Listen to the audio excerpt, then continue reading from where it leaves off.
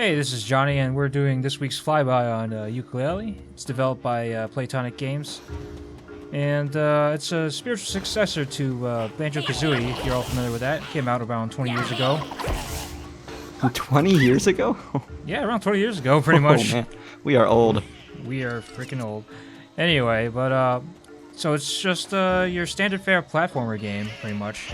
You run around collecting things. There's two main items in the game. There's pages, which is our some, like magical item you find in a book, and they're supposed to construct how the world works and everything. And then the other item is like feathers, which is just a currency in this world apparently. Was it feathers in the original Banjo Kazooie? I feel like it was, wasn't it? There were golden feathers you could collect in the original Banjo Kazooie. Yeah. So, but just like in the original Banjo Kazooie, you can see here, the dialogue is just pretty much consisting of noises. It does get a little irritating at times. It seems almost exactly like Banjo Kazooie in a lot of ways. I mean, that voice over is like, I mean, that's just like a straight up they're grifting that, which isn't bad necessarily. Yeah, I mean, like it's definitely a throwback to Banjo Kazooie, which is not a surprise because pretty much all the people on the team at Playtonic are from Banjo Kazooie. Okay, so they actually have team members from the original Kazooie team developing this game? Yeah, pretty much like, it was like 4 out of 5 people on the team are Banjo Kazooie people. They're all from Rare and everything, so it's not very surprising. Like feels almost exactly the same. What does eating the butterflies do?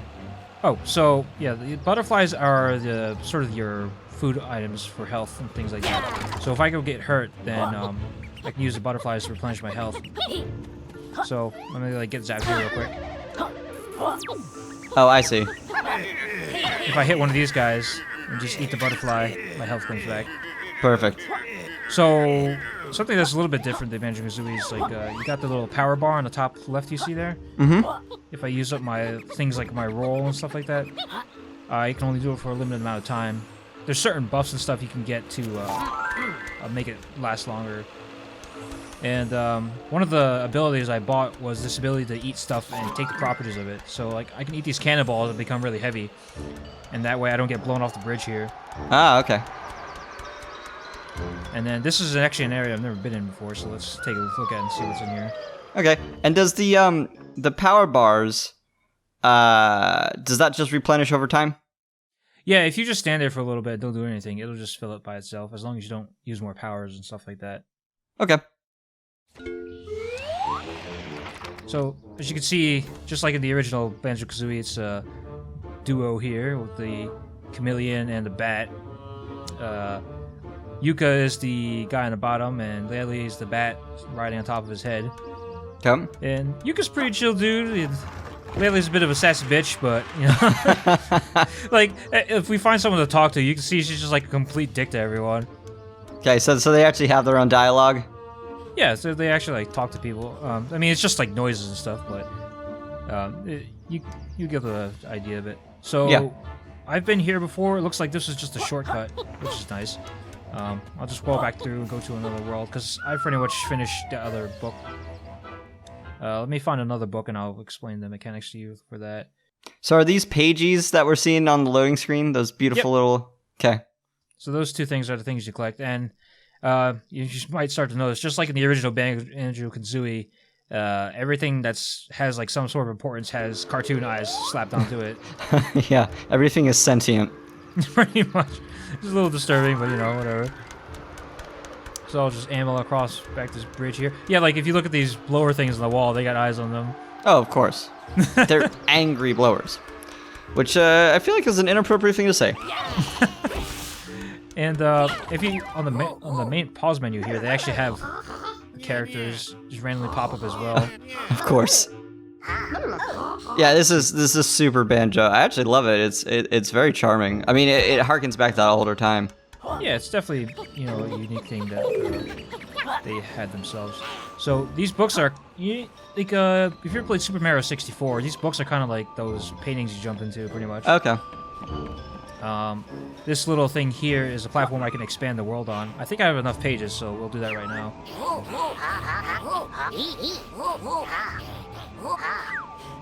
Yep. So I'll go ahead and expand this. So when you unlock a world in the first place, it'll just have like a small little area you can jump around in and get pages and stuff. But once you get enough, you can jump back out of the world, go in this little circle here, and it'll make the world bigger, and you can go back in. Interesting. Yeah, it's very Mario 64 and influenced in that little transition. Yeah, and they also those borrow from Banjo Kazooie. You know, Totally. The cutout zooming in, zoom out, and everything like that. The worlds look really, really pretty and really well done.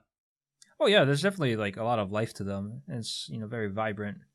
It's a nice, colorful game, but it's good to have breaks from the brown. The loading here is a little much sometimes. It depends on what you're getting into. Now, are you running this off an SSD? Yeah, everything's on an SSD. That is a surprising load time. I'm not sure what's going on here because it's usually not this long. Well, clearly we're making the biggest, most intricate world possible. Possibly. Oh, there we go. Alright, so I'll go through... since I expanded it, it's going to do a little fly-through and show you all the stuff that you can get to now. Yeah. Ooh, big-ass key. So that's the sassy bitch bat. Yep.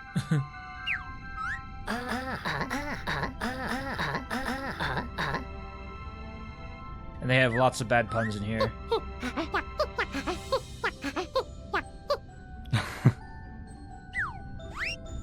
The only thing I don't like is there's no setting to speed up the text. So Ooh. you have to go through everything. At least I don't think so. Let me look at it real quick. Pretty sure... Yeah. Pretty limited settings. Yeah, you can tell it's like very restricted to like console-like settings. There's not really much options for it. I'm loving the way the game looks. How does it run? It runs great. I'm pretty much gonna steady frame it all the time.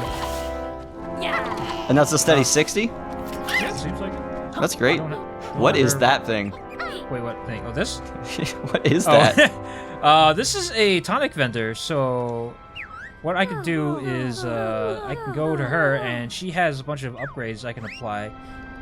So, if I go over a locked one, you see at the bottom it'll tell you the different objectives you need to fulfill in order to unlock it. Okay. And then once you get them, you can just equip one at a time. It'll just it'll do various basic things for you. So right now, what I have equipped is it'll give me a little notification when there's like a rare item nearby. So Okay. my controller will vibrate, a little sound will play. You'll hear like a whistling sound, and you can sort of like get closer and closer to the item. And so there you can only have one equipped at a time? Yeah. That's nice though, it's just like little buffs.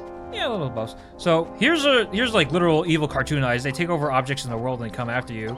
I love this, that is incredible. And then bad here. Alright.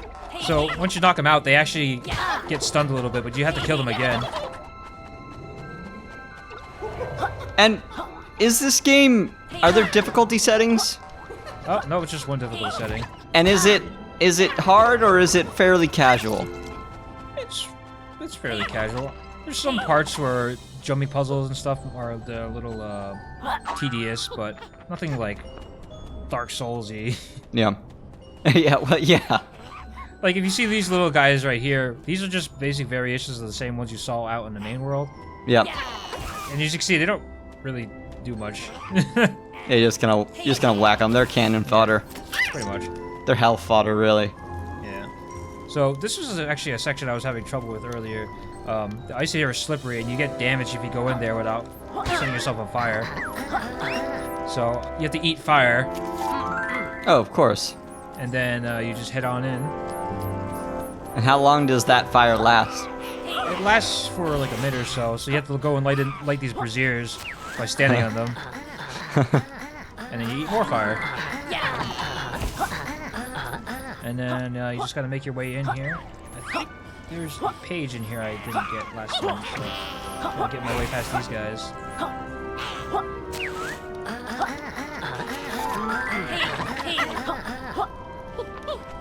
And as you can see, it's just some basic platforming, jumping around, double jumping, twist yourself. Yeah, I'm kind of curious to see what all the movement is like, because one of the things that made Banjo Kazooie so great was the kind of depth to the movement system, which at the time was pretty exceptional. You know, nowadays it's not necessarily so notable, but oh, you just ran out. Yeah, so I have to go get coal again. I'm probably gonna die here because I only have like 2 health left. No, you got These this. These missile guys are ridiculous. Oh. Alright, I'm gonna run out of time here, so... Refill. I'm gonna kill these guys for some health real quick. So if they have a hat on, they get extra health for some reason. It's just a little silly thing.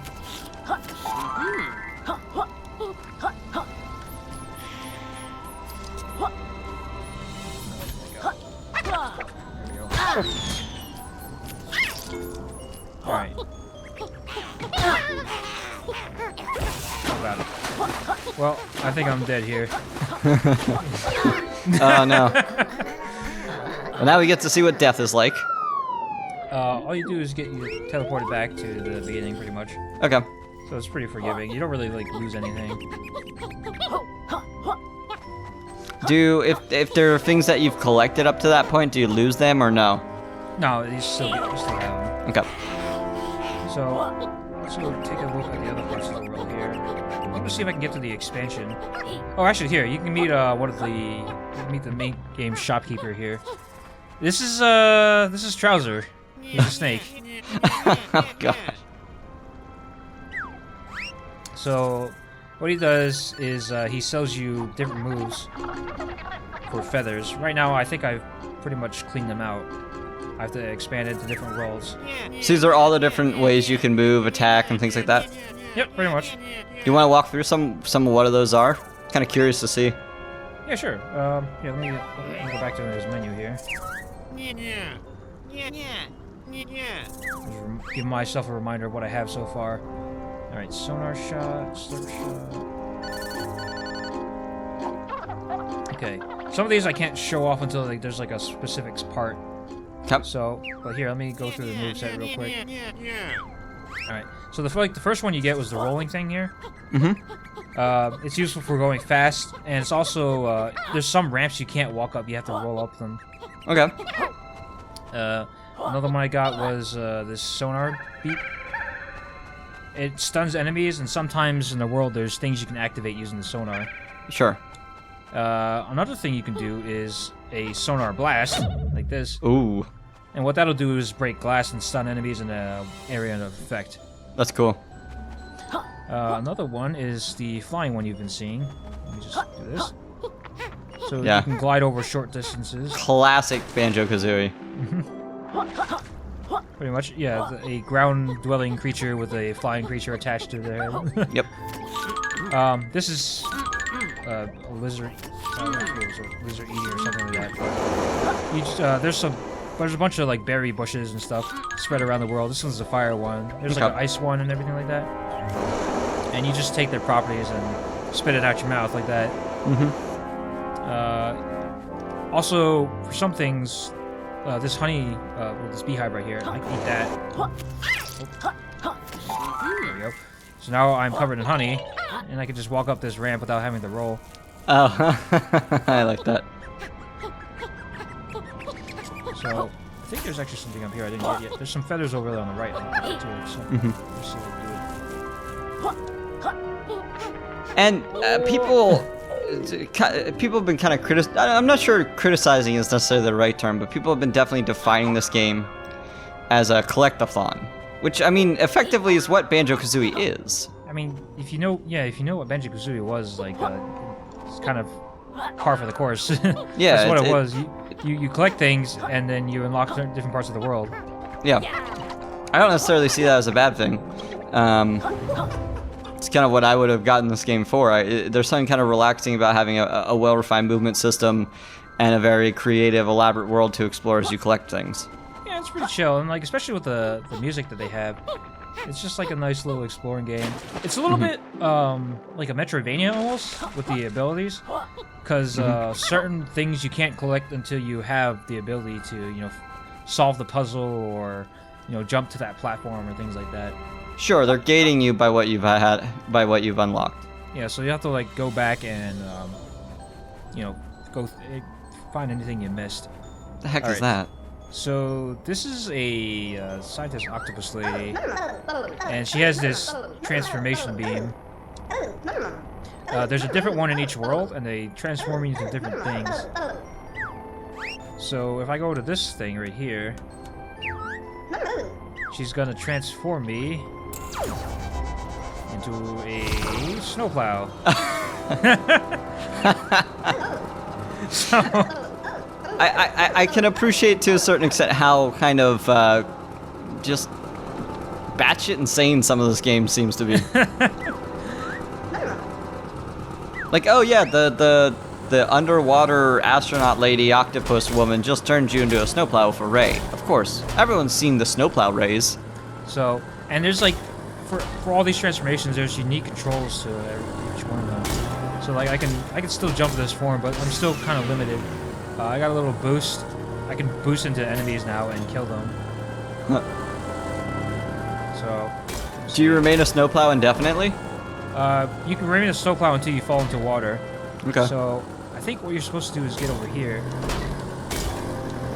and then knock over the snow pile. Oh right, there's a guy's hat. So there's a snowman I talked to earlier, and he was missing his hat, so I have to go bring that back to him. I think there's more rock snow piles around here somewhere. I don't remember where they are exactly right now. But yeah, you'll meet different characters in the game, and sometimes they'll be missing stuff, and you have to go and find it for this is a typical fetch quest. So yeah, like boost into the water here. Yeah. You just see it wears off. All right. It's weird because we're normally fetch quest, collectathon, or kind of derogatory terms. I feel it's kind of at home here. I mean, yeah, it's like you're trying to find a way to get up to all these platforms and everything. So it's kind of nice to have an award when you get up there. There we go. Okay, so this guy needs his hat back. He's a pirate snowman.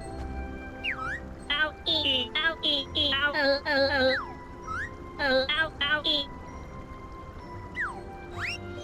we go. Now, there's like other snowmen around here. There's like a witch snow woman, I guess. And I got her hat back. I think there's one more I need to do, and then I'll get a page out of it or something. I'll have to see. But yeah, you run around here, you collect stuff. Now was this game? This game was a Kickstarter, right? Yep, it was a Kickstarter, and I think they got their funding within like 30 minutes. Yeah. It was like a couple $100,000, and then like over the course of a month, it went up to like a crazy. It was like $1 million or $2 million, pretty much. Yeah, people love their nostalgic games. And how long? Do you know how long it was in development for? Let's see here. I think the Kickstarter was like 2 years ago. So yeah, around, I think it was. I'd say somewhere around 2015-ish. Okay. This time. So. And do you have any sense of like how long the game is? I've been playing it for around like 7 hours now, and I feel like I'm only like maybe an eighth of the way through, maybe. Okay, so it's pretty sizable.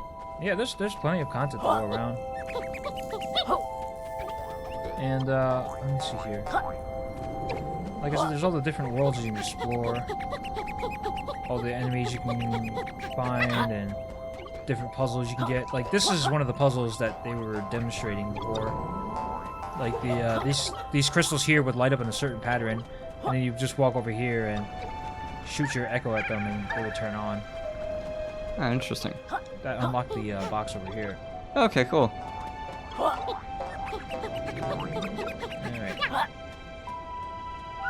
Let's go back to the hub and let me show you the other world here we have.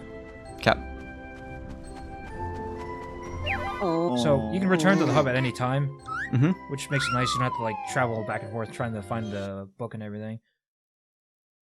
It makes it a lot easier to go back if you want to like backtrack and get bored if you're bored with a certain world or something like that. Do you end up revisiting worlds a lot? sometimes I just get irritated at like, not being able to like finish something in the world, so I go back and forth a lot. So you can kind of do multiple worlds in parallel. Yeah, you don't necessarily have to stay in this one you're at. It's not like a linear progression. Okay, that's cool. So let's go here.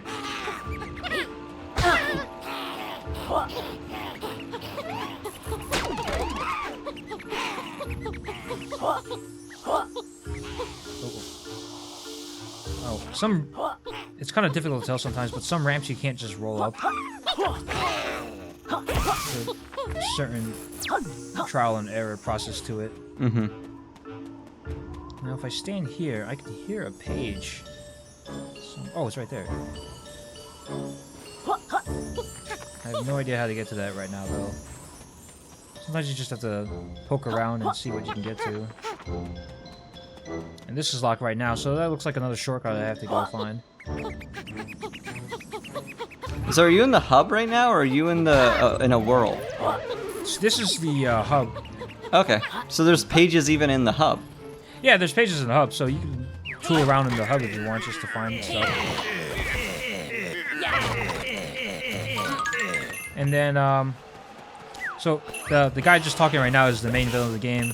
He, the premise is that he is capital B, and this is his evil corporation.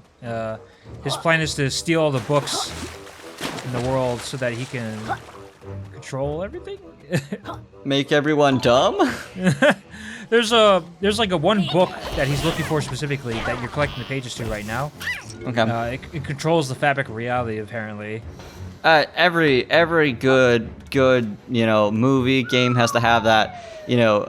Doctor Strange had it. This has it. The Bible. It's all there. Yeah, pretty much. So, for some reason, you had this book in your possession at the beginning of the game, and they just happened to construct a book vacuum machine, as you see right here. It sucks up all the books in the world. I feel like there's got to be a more efficient way than a vacuum. But actually, then again, I mean, look at that throughput. That ain't bad. Yeah. Also, this is his giant statue. I broke the nose off of it because there's an item inside of it. That's fantastic. The only way I found it was because I had the rare item detector on, and I walked over here, and it was like beeping like crazy. So I just went and ground pounded his nose, and it came off. That's fantastic. I hope there's lots of little things like that hidden throughout the game. That's charming. I'm sure. I haven't gone through and found them yet. Oh yeah. Oh, ground pound is another classic platforming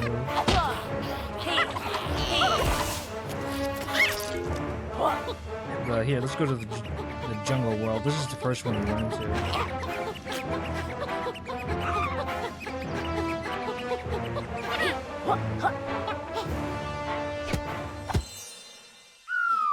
And some of the Kickstarter routes kind of show through here. You're familiar with Shovel Knight, right? Yes.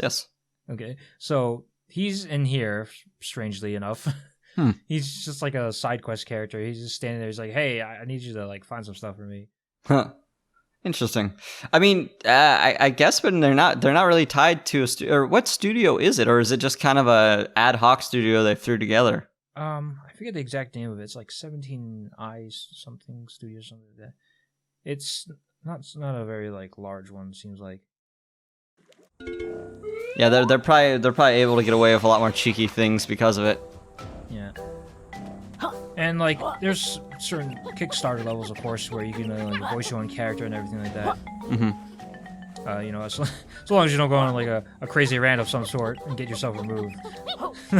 So it's developed by Playtonic Games, and it looks like Playtonic Games was founded in 2015, so it was probably founded for this game. Yep, pretty much. So, we go back over here. Here's Shovel Knight.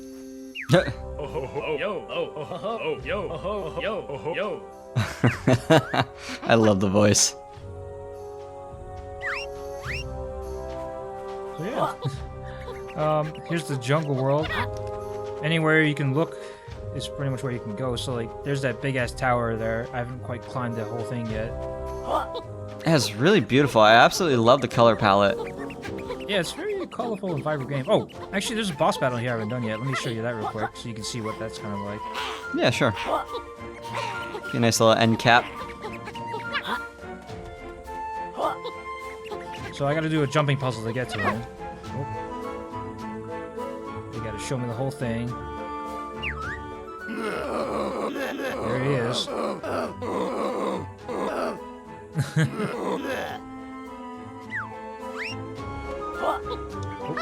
Screwed up that. Alright.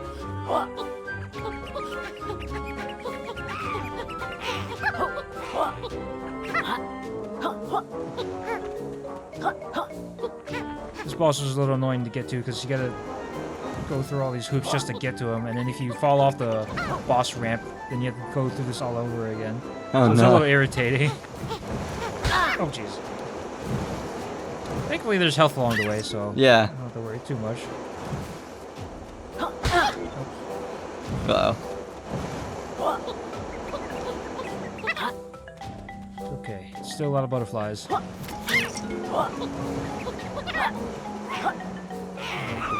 guys. I have no Alright. time for you puny minions. So boss battles start like this. Gives them a little title. They're great, Rampo. He thinks I'm trying to sell him double glazed windows for some reason.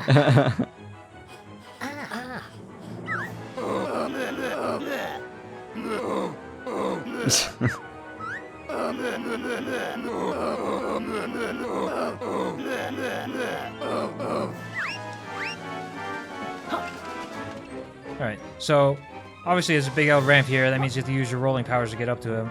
So you gotta do this. You gotta watch out for the logs. And if you hit the log, you have to go all the way back down because you can't reactivate your roll on the ramp. Yeah. For my health. Punished Yuka. Oh my god. Ah. Alright, so this I haven't quite been able to get past him yet. It just takes a little bit of come on. Ah, and of course he spit fire at you once you get up here. And then you gotta knock out his teeth. And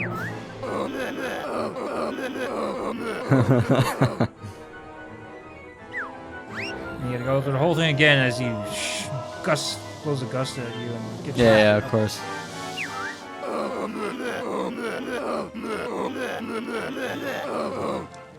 Now, after this part, there's like a solid wall of logs that I'm not sure how to get past. So it might be a little. Might have to end it early just because, in the interest of time. Let's see here. And of course, I get smacked by logs on the way down. Our rep as game reviewers who are good at games. Oh no. Oh god, no. Oh, no. I'm good at shooting games. I'm not good at. Oh, the store's up here too. Oh. Oh no. No.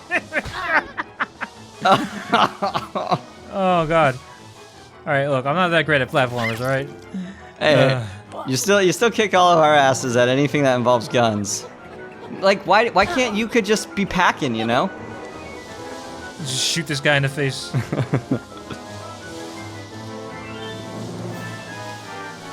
Thankfully, there's a butterfly down here once in a while, so you can kind of recharge. Oh no! Oh no! Oh god! All right. Oh Johnny, no! Aha! Oh my god! What? The problem sometimes, like they did a patch early on to fix the camera, but there's certain parts like this where the forced camera just kind of like kills it for me. Yeah, I mean, they're doing that to create some to do some artificial difficulty. Oh, you can know. But yeah, so there's the basic gist of the game. At least they start you out back here, so Oh, that's good. I'll just try it again. But did you have any other questions about the game? No, I mean it seems pretty straightforward. Ultimately, if you go back to what Banjo Kazooie used to be, it was a very simple game, and for that reason, I think a lot of people loved it. It basically had one goal: explore these rad worlds and collect things while you do it. And this game seems like more of that, and I'm all for it. It looks beautiful, it looks like a labor of love, and it looks really interesting. Yeah, pretty nice game. It's available on Steam for $40 right now. Don't think there's any DLC for it right now. I think there might be planned in the future, but there's only like the music soundtrack and everything if you're interested in that kind of thing. Awesome. But, otherwise, yeah, it's a good. If you love Banjo Kazooie, you're gonna love this game pretty much. All right, cool. I'll probably have to check it out. Yeah. Well, hope you guys enjoyed it. I'm Johnny. And I'm Kevin.